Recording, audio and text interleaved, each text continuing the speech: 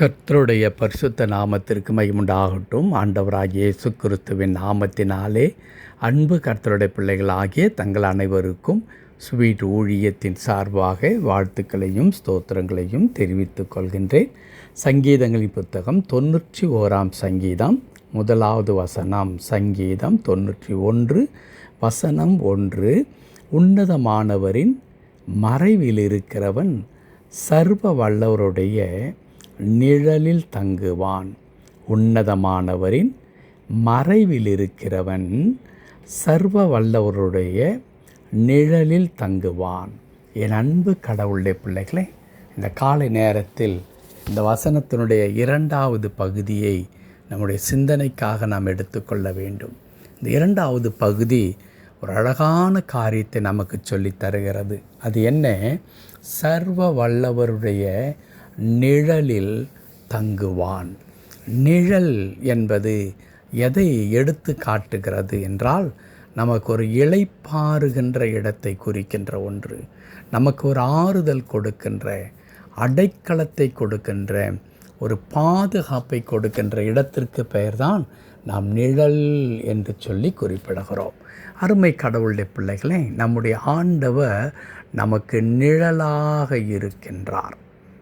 எப்படி வெயிலின் தாக்கத்தில் இருந்து நிழல் நம்மை பாதுகாக்கின்றதோ, அதே வண்ணமாய் இந்த உலகத்தில் ஏற்படுகிறதான எல்லா விதமான ஆபத்துகளிலும் விக்கனங்களிலும் இருந்து பாதுகாப்பதற்கு கடவுள் நமக்கு நிழலாக இருக்கிறார்.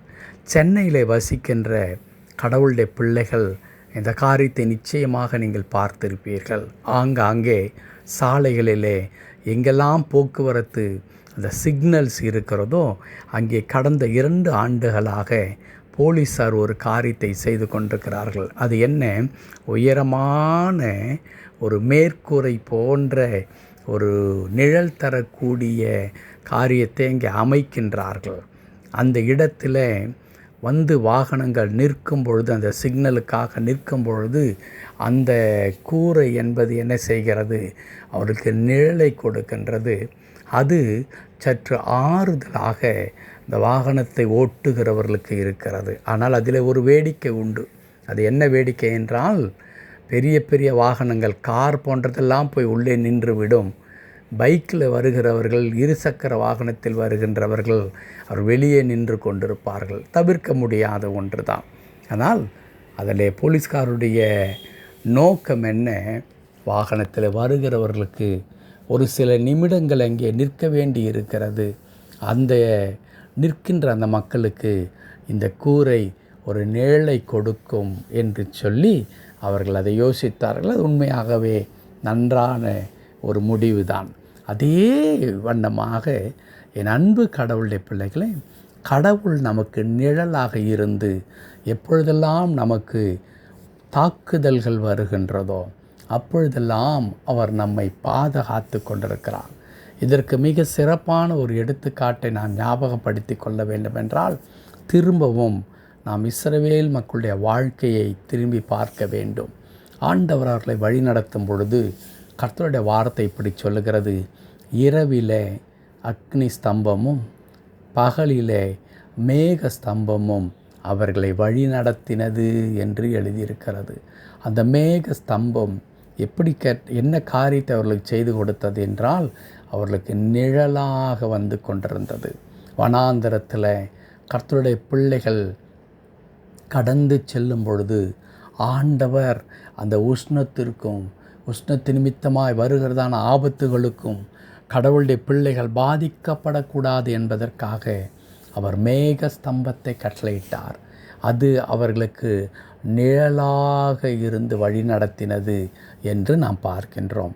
இன்றைக்கும் நம்முடைய ஆண்டவர் நமக்கு நிழலாக இருந்து நமக்கு இளைப்பாறுதலை கொடுக்கின்றார், நமக்கு பாதுகாப்பை கொடுக்கின்றார்.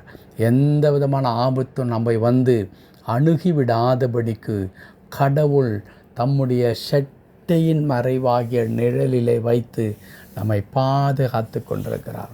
ஆகவே என் அன்பு கடவுளுடைய பிள்ளைகளே, எவ்விதமான அந்த தீங்கையும் குறித்து நாம் பயப்பட வேண்டாம், ஆபத்தை குறித்து பயப்பட வேண்டாம். இன்றைக்கு உலகத்தில் ஆங்காங்கே போர் மூண்டு கொண்டிருக்கிறதை நாம் பார்க்கின்றோம்.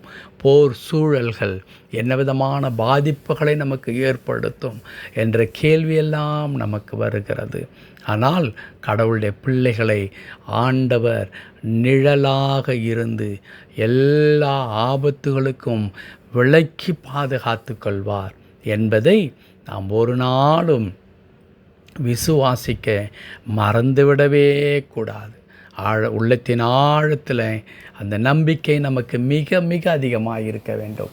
ஆண்டவர் எனக்கு நிழலாக இருந்து அவர் என்னை பாதுகாத்து கொண்டிருக்கிறார், எல்லா விதமான தீங்குகளுக்கும் அவர் என்னை விலக்கி பாதுகாத்து கொள்வார் என்ற விசுவாசம் நிச்சயமாய் நமக்கு வேண்டும். அதை தான் இங்கே தாவீது உறுதிப்படுத்துகின்றார்.